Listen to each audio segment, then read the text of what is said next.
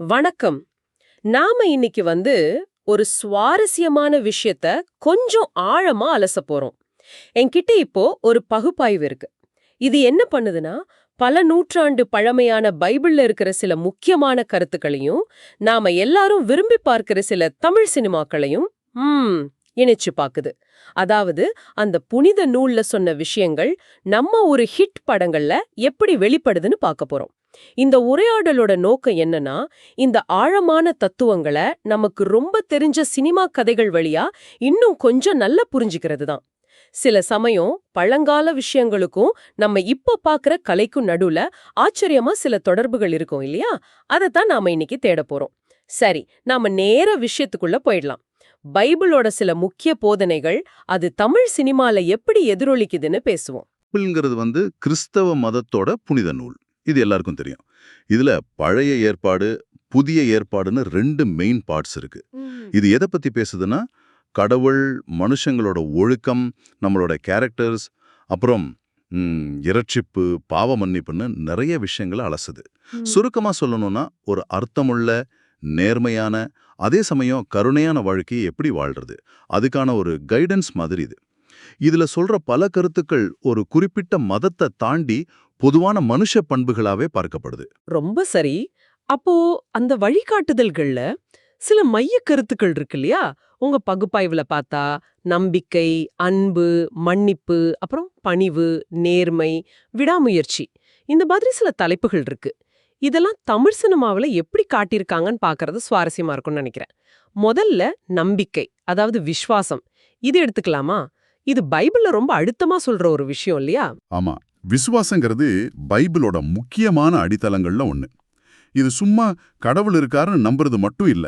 எவ்வளவு கஷ்டமான சூழ்நிலை வந்தாலும் சரி, நம்பிக்கை போற மாதிரி நிலைமை இருந்தாலும் சரி, ஒரு ஹையர் பவர் மேலேயோ இல்ல தங்களோட கொள்கை மேலேயும் ஒரு உறுதியான நம்பிக்கை வச்சு அதன்படி நடக்கிறது.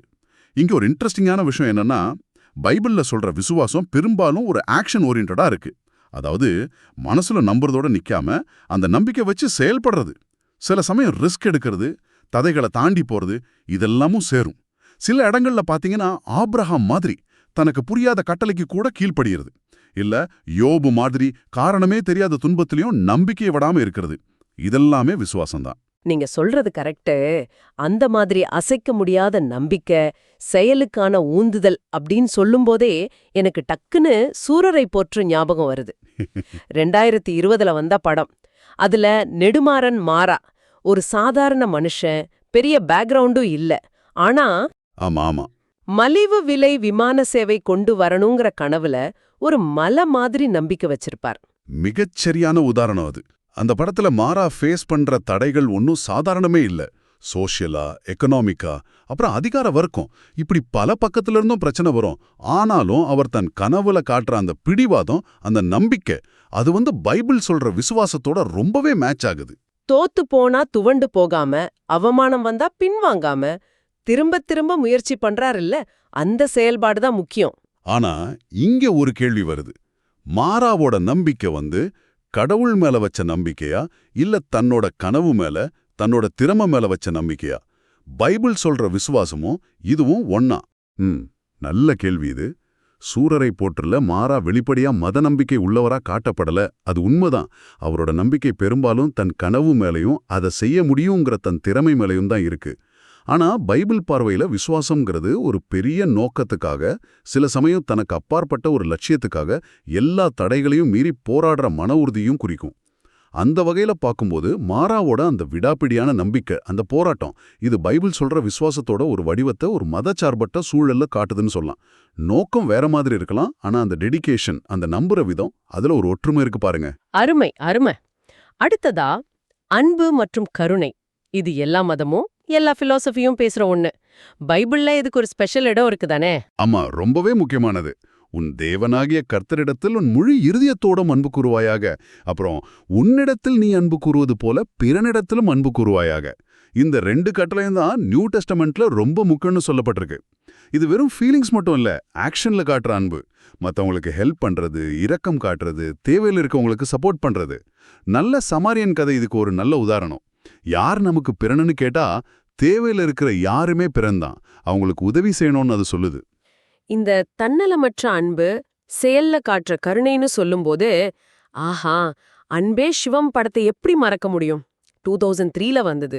நல்ல சிவம் கேரக்டர். கடவுள் நம்பிக்கை இல்லனாலும் ஹியூமனிட்டி தான் அவரோட மதம் மாதிரி. மிக சரியான உதாரணம். நல்லச்சிவம் கேரக்டர் உண்மையிலே பைபிள்ல சொல்ற அன்போட ஆக்ஷன் வடிவத்தை காட்டுது. அவர் தன்னை ஒரு நாத்திகர், கம்யூனிஸ்ட்னு சொல்லிக்கிட்டாலும் அவர் மத்த மனுஷங்க மேல காட்டுற கருணை, அவங்க கஷ்டத்துல பங்கெடுக்கிறது, எந்த எதிர்பார்ப்பும் இல்லாம செய்யற உதவி, இதெல்லாம் பைபிளோட முக்கிய கருத்துக்களான அன்பு, இரக்கம், சேவை இதோட ரொம்ப நல்லா பொருந்தி போகுது. இங்க கவனிக்க வேண்டிய ஒரு விஷயம் என்னன்னா, அன்புங்கிறது ஒரு குறிப்பிட்ட மதத்தோட கண்ட்ரோல்ல மட்டும் இல்ல, அது ஒரு யூனிவர்சல் ஹியூமன் குவாலிட்டி. பைபிள் அந்த பண்புக்கு ஒரு தெய்வீக முக்கியத்துவம் கொடுக்குது. நல்லச்சிவம் கேரக்டர் அத மனிதநேயத்தோட உச்சமா காட்டுது. ரெண்டுமே செயல்ல காட்டுற அன்பத்தான் பெருசா பேசுது. இது ஒரு முக்கியமான பாயிண்ட்.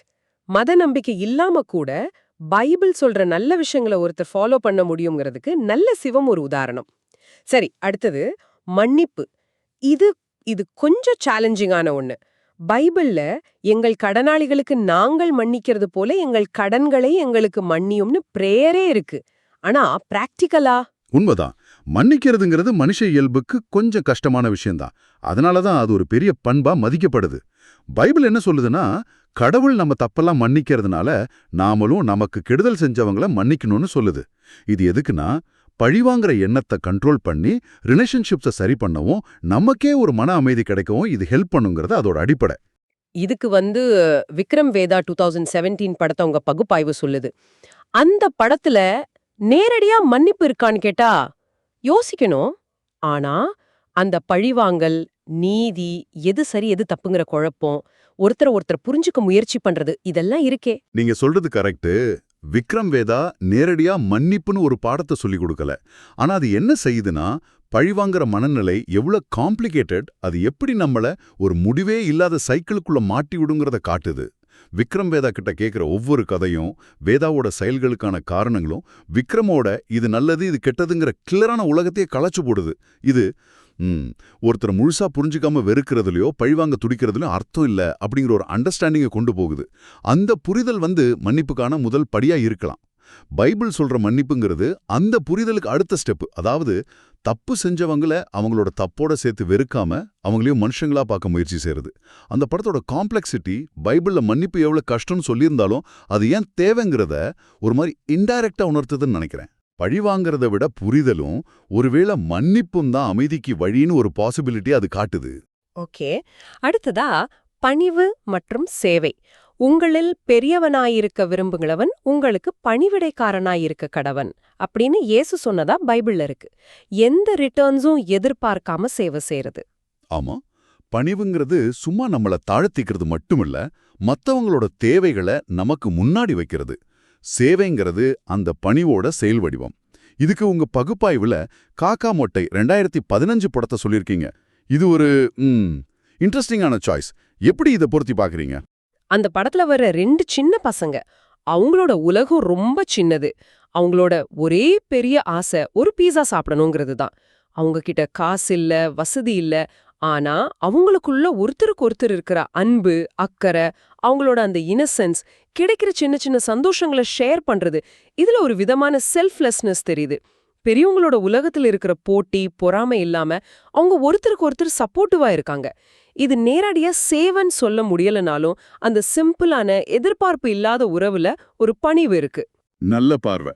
காக்கா முட்டையில நாம பாக்குறது ஒருவேளை பணிவு மற்றும் சேவையோட ரொம்ப பேசிக்கான நேச்சுரலான ஒரு வடிவமா இருக்கலாம். பெரிய பிலாசபி டீச்சிங்ஸ் இல்லாமலே மனுஷங்க இயல்பா ஒருத்தருக்கு ஒருத்தர் காட்டக்கூடிய அன்பு, சப்போர்ட், அவங்களோட உலகம் பணத்தாலையும் ஸ்டேட்டஸாலையும் தீர்மானிக்கப்படாத வரைக்கும் அவங்களுக்குள்ள இருக்கிற அந்த பாண்டிங் ரொம்ப பியூரா இருக்கு. பீட்சா சாப்பிடணுங்கிற ஆசை வந்த பிறகுதான் அவங்க பெரியவங்களோட உலகத்தோட மோதுறாங்க. சில சமயம் தந்திரம் கூட பண்றாங்க. ஆனா அவங்களுடைய அடிப்படை குணம் ஒருத்தருக்கு ஒருத்தர் துணையா நிக்கிறது, அது மாறல. இது பைபிள் சொல்ற மாதிரி பெரிய விஷயங்கள் செய்யாட்டாலும் டெய்லி லைஃப்ல சின்ன சின்ன செயல்கள்ல காட்டுற அன்பு, அக்கறை, பணிவு, இதுக்கெல்லாம் ஒரு வேல்யூ இருக்குன்னு காட்டுது. ஒருத்தரோட மதிப்பு அவங்க கிட்ட இருக்கிற பணத்திலயோ பதவியிலயோ இல்ல, அவங்க கேரக்டர்ல இருக்குங்கிற ஒரு மெசேஜும் இதுல இருக்கு. அடுத்து நீதியான வாழ்க்கை.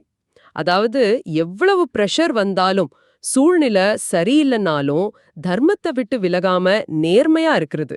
இது நிறைய ஹீரோஸோட பேசிக் கேரக்டர் மாதிரி தெரியுதே. ஆமா, பல கதைகள்ல இது ஒரு சென்ட்ரல் தீமா இருக்கும். பைபிள் பார்வையில இது ரொம்ப முக்கியம். பொல்லாப்புக்கு இடம் கொடாமல் நன்மையினாலே பொல்லாப்பை ஜெயி அப்படின்னு சொல்லப்பட்டிருக்கு. அதாவது கெட்டதுக்கு பதிலா கெட்டது செய்யாம நல்லது செஞ்சு ஜெயிக்கணும். தார்மீக கொள்கைகள்ல உறுதியா நிக்கிறது. உங்க பகுப்பாய்வு இதுக்கு காக்கா காக்கா 2003 படத்தை உதாரணமா சொல்லுது. ஆமா, அன்பு செல்வன் ஐபிஎஸ் ரொம்ப நேர்மையான டியூட்டி கான்ஷியஸ் போலீஸ் ஆபீசர். கிரிமினல்ஸுக்கு சிம்ம சொப்பனம். ஆனா அந்த நேர்மைக்கு அவர் கொடுக்கிற விலை ரொம்ப ஜாஸ்தி. தன்னோட டீம்மேட்ஸை இழக்கிறார், தன்னோட வைஃபை இழக்கிறார், ரொம்ப பயங்கரமான பர்சனல் அட்டாக்ஸை பேஸ் பண்றார். கரெக்ட். இதுதான் நீங்க சொன்ன மாதிரி நீதியா வாழறதுல இருக்கிற சேலஞ்ச். காக்காக்கா படத்துல அன்புச்செல்வன் கேரக்டர் அந்த சேலஞ்சை நேரடியா ஃபேஸ் பண்ணுது. ஊழல் நிறைஞ்ச ஒரு சிஸ்டம்ல பவர்ஃபுல்லான எதிரிகளுக்கு நடுவுல தன்னோட பர்சனல் லைஃபையே ரிஸ்க்ல வச்சு அவர் நேர்மையா இருக்க ட்ரை பண்றார். பைபிள்லயும் நீதிமான்கள், அதாவது நேர்மையா இருக்கிறவங்க துன்பப்படுறத பத்தி நிறைய சொல்லியிருக்கு. ஆனா அந்த துன்பத்துக்கு நடுவுலையும் அவங்க தங்களோட நிலைப்பாட்டை விடாம இருக்கிறதால தான் அவங்க மதிக்கப்படுறாங்க. அன்புச்செல்வன் கிட்டையும் அந்த விடாப்பிடித்தனம் இருக்கு. சட்டம் ஒழுங்க காப்பாத்துறது அவரோட வேலை தான். ஆனா அதை எந்த காம்ப்ரமைஸும் இல்லாம எவ்வளோ பெரிய இழப்பு வந்தாலும் செய்யறதுங்கிறது ஒரு ஆழமான மாரல் கன்விக்ஷன்லேருந்து தான் வர முடியும். அந்த உறுதி பைபிள் போதிக்கிற நீதியான வாழ்க்கைக்கான போராட்டத்தோட தன்மையோட ஒத்துப்போகுது. சரி, கடைசியா விடாமுயற்சி மற்றும் நம்பிக்கை. இதுவும் பைபிள்ல திரும்ப திரும்ப சொல்ற ஒரு விஷயம். விசுவாசத்தினாலே நீதிமான் பிழைப்பான் அப்படிங்கிற மாதிரி கஷ்ட காலங்கள்ல நம்பிக்கையை அழக்காம விடாமுயற்சியோட இருக்கிறது. நிச்சயமா, உபத்திரவம் பொறுமையையும் பொறுமை பரீட்சையையும் பரீட்சை நம்பிக்கையும் உண்டாக்குகிறது என்று அறிந்து அப்படின்னு பைபிள் சொல்லுது. அதாவது கஷ்டங்கள் வரும்போது உடைஞ்சு போகாம அதை தாங்கி பொறுமையா இருந்து நம்பிக்கையை வளர்த்துக்கணும். இது லைஃப்ல போராடுறதுக்கான ஒரு முக்கியமான ஆட்டிடியூடா பார்க்கப்படுது. இதுக்கு தமிழ் சினிமாவில் உங்க உதாரணம் படையப்பா 1999, ஒரு மாஸ் ஹீரோ படம். இது எப்படி பொருந்தது? படையப்பா கேரக்டான் ஒரு ஸ்டேஜ்ல பெரிய துரோகத்தால தன்னோட எல்லா சொத்தையும் இழந்து ரொம்ப சாதாரண நிலைமைக்கு வந்துடுவார். குடும்ப கௌரவம் போயிடும். ஆனா அவர் செல்ஃப் கான்ஃபிடன்ஸை இழக்க மாட்டாரு. கல்லுடைச்சு கொஞ்சம் கொஞ்சமா மறுபடியும் மேல வந்து தன்னோட பழைய நிலையை அடைவார். நடுவுல பல அவமானங்கள், சேலஞ்சஸ் வரும். ஆனாலும் அவர் கலங்காம தன்னோட உழைப்புலையும் குடும்பத்து மேல இருக்கிற பாசத்திலையும் நம்பிக்கை வச்சு போராடுவார். இது ஒரு நல்ல கனெக்ஷன். படையப்பா படத்துல அந்த கேரக்டர் பேஸ் பண்ற வீழ்ச்சி, அப்புறம் அதுலேருந்து மீண்டு வர்றது, இது பைபிள் சொல்ற விடாமுயற்சி நம்பிக்கைங்கிற கருத்தை ரொம்ப ஸ்ட்ராங்கா காட்டுது. ஆனா இங்கே ஒரு கேள்வி வரலாம். படையப்பாவோட இந்த கம்பேக்குக்கு காரணம் கடவுள் நம்பிக்கையா, இல்ல அவரோட சுயமரியாதை, குடும்ப பொறுப்பு, ஹார்ட் ஒர்க்கா? படத்துல பார்க்கும்போது அது பெரும்பாலும் அவரோட பர்சனல் குவாலிட்டிஸ், உழைப்பு, குடும்பத்துக்காக போராடணுங்கிற அந்த உறுதி இதுலேருந்து வர மாதிரி தான் தெரியும். ஆனா பைபிள் பார்வையில அந்த மாதிரியான மன உறுதியும் நம்பிக்கையும் கூட ஒரு விதத்துல ஒரு டிவைன் இன்ஸ்பிரேஷனோட வெளிப்பாடா பார்க்கப்படலாம். எப்படி இருந்தாலும் சரி, அந்த கீழே விழுந்தாலும் எழுந்து நிப்பேங்கிற ஆட்டிடியூட் அதுதான் இங்க முக்கியம். அது பைபிளுக்கும் பொதுவானது, படையப்பாவுக்கும் பொதுவானது. எவ்வளோ பெரிய அடியா இருந்தாலும் நம்பிக்கையை மட்டும் விட்டுறக்கூடாதுங்கிற மெசேஜை ரெண்டுமே சொல்லுது. அப்போ நாம இன்னைக்கு ஒரு 6 முக்கிய கருத்துக்களை அலசியிருக்கோம்னு நினைக்கிறேன். நம்பிக்கை, விஸ்வாசம், சூரரை போற்றுல பார்த்தோம். அன்பு, கருணைய அன்பே சிவம்ல ஃபீல் பண்ணோம். மன்னிப்போட காம்ப்ளெக்சிட்டிய விக்ரம் வேதா உணர்த்துச்சு. அப்புறம் பணிவு, சேவை, காக்கா முட்டையோட சிம்பிளிசிட்டில பார்த்தோம். ஆமா, மீதியான வாழ்க்கைக்கான போராட்டம் காக்கா காக்கால அனுபவிச்சோம். கடைசியா விடாமுயற்சி நம்பிக்கைய படையப்பால கொண்டாடணும். கரெக்ட். ஆமா, இந்த 6 கருத்துக்களும் அதுக்கு நாம பார்த்த தமிழ் சினிமா உதாரணங்களும் ஒரு விஷயத்த ரொம்ப தெளிவா காட்டுது. இந்த வேல்யூஸ், அதாவது உங்க கனவுல நம்பிக்கை வைங்க, செல்ஃப்லெஸ்ஸா ஹெல்ப் பண்ணுங்க, பழி வாங்காம மன்னிக்க, இல்லைன்னா அட்லீஸ்ட் புரிஞ்சுக்கவாவது ட்ரை பண்ணுங்க, ஹம்பிளா நேர்மையா இருங்க, தடைகளை பார்த்து பயப்படாம விடாமுயற்சியோட இருங்க. இதெல்லாம் வெறும் மத போதனைகள் மட்டும் இல்ல. இவை காலம், கலாச்சாரம், மொழி எல்லாத்தையும் தாண்டி மனுஷங்களோட கதைகள்ல, அதுவும் நாம ரசிக்கிற சினிமா கதைகள்ல திரும்ப திரும்ப வந்துகிட்டே இருக்கு. இந்த உரையாடலோட முக்கியமான மெசேஜ் என்னவா இருக்கும்னா, பைபிள் மாதிரி ரொம்ப பழமையான நூல்கள் ஒரு அர்த்தமுள்ள, ஒழுக்கமான, அதே சமயம் கருணை நிறைஞ்ச வாழ்க்கையை வாழ்றதுக்கு தேவையான நிறைய வழிகாட்டுதல்களை கொடுக்குது. அதுல சொல்லப்பட்டிருக்கிற நம்பிக்கை, அன்பு, மன்னிப்பு, சேவை, நேர்மை, விடாமுயற்சி மாதிரியான ஐடியாஸ் எல்லாம் வெறும் வார்த்தைகள் அல்ல, அவை வாழ்க்கையை நல்லா வாழ்றதுக்கான டூல்ஸ் மாதிரி. அப்போ இதெல்லாம் உங்களுக்கு அதாவது இந்த உரையாடலை கேட்டுக்கிட்டு இருக்கிற உங்களுக்கு என்ன சொல்ல வருது? நீங்க யோசிக்க வேண்டிய விஷயம் இதுதான். இந்த கருத்துக்கள் எல்லாம் ஒரு குறிப்பிட்ட மதத்தோட வட்டத்துக்குள்ள மட்டும் இருக்கிற விஷயங்கள் இல்ல. இது எல்லாமே நம்ம எல்லாரோட வாழ்க்கையிலயும், நாம ரசிச்சு பார்க்குற தமிழ் சினிமா மாதிரியான கதைகள்லயும் எதிரொலிக்கிற யுனிவர்சல் ஹியூமன் வேல்யூஸ். இது ஏன் உங்களுக்கு முக்கியமா இருக்கணும்? ஏன்னா, இந்த கதைகள் மூலமா நாம வெறும் என்டர்டெயின்மெண்ட் மட்டும் அடையல. காலம் கடந்து நிக்கிற மனுஷ போராட்டங்களையும், மனுஷங்க கிட்ட இருக்கிற நல்ல குணங்களையும் பத்தி நாம ஆழமா கத்துக்கிறோம். இது நம்ம வாழ்க்கையையும், நம்ம சுத்தி இருக்கிற உலகத்தையும் இன்னும் கொஞ்சம் டீப்பா புரிஞ்சுக்க கண்டிப்பா உதவும். சரி, உங்களுக்காக ஒரு ஃபைனல் தாட். நாம இன்னைக்கு பார்த்த இந்த திரைப்படங்களை எடுத்தவங்க பைபிள்ல இருக்கிற இந்த கருத்துக்களை நேரடியா மனசுல வச்சு தான் எடுத்தாங்களா? இல்ல நல்ல கதைகளை சொல்ல முயற்சி பண்ணும்போது இந்த மாதிரியான யூனிவர்சல் ஹியூமன் வேல்யூஸ் தானாவே அதுல வந்துடுதா? ஒருவேளை மனுஷங்களோட அடிப்படை மாரல்ஸ், வேல்யூஸ் பத்தின புரிதல் எல்லா கல்ச்சருக்கும் பொதுவானதா இருக்குமோ? எது உங்களை அதிகமா யோசிக்க வைக்குது? நேரடியா இன்ஸ்பயர் ஆகுதா இல்ல இயல்பா அமையுதா? யோசிச்சு பாருங்க. இந்த ஆழமான அலசல்ல எங்களோட இணைஞ்சதுக்கு ரொம்ப நன்றி. அடுத்த உரையாடல்ல சந்திக்கலாம்.